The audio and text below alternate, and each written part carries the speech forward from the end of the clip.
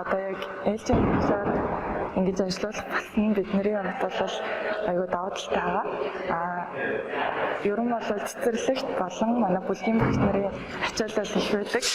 Дээрээс нь ажлын цаг бол өглөө 8-аас 5 цагт тарах үед хүүхдүүдийн маань эцэг эхүүд бол бас ажлын цаг нэг давтаж тардаг. Тэрнээс болж хотын төвчрөл гэх мэтчлэн аюу олон асуудлууд тулгардаг. Тэрийг шийдэж өгч болж байгаа. Дээрээс нь ээлжийн багш нар маань өдрийн бараг 10-аас 12 цагийн ажилладаг учраас маш их ачаалалтай байдаг. Тэрийг шийдэж өгч бид нар ингээд ээлжийн багшаар оюутнуудыг ажиллуулж байгаадаа аюу таатай. Тэгэд энэ хамгийн гол нь бидний хувьд бол онлын хувьд сургуулиасаа хангалттай мэдлэгийг авч чадж байгаа.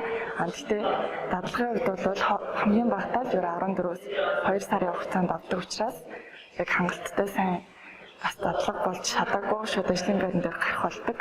Тэгэхээр энэ нь бол яг аюу сайн бид нарт дадлага болж өгөх юм уу гэж бодож байгаа. Бас бид нар өөрсдөө аягаа сайн хөгжих боломж гарч ирж байгаа. Энэ ер нь цаашдаа хэрэгжээд явбал илүү зүгээр ах. Одоо бид нар бол хамгийн ихний ээлжийн багшаар ажиллаж үзэж байгаа оюутнууд.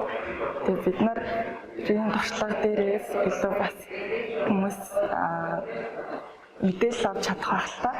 Тэрнээс гадна бид нар суралцахын хажуугаар мэрэгчлэрээ ажиллаж үзэж байгаа. Дээрээс нь бид нар цалин өгж одоо нийгмийн даатгал гэх мэтчлэн илүү одоо дэлгэрэнгүй тийм мэдээлэлтэй болж өгч байгаа гэж бодлоо.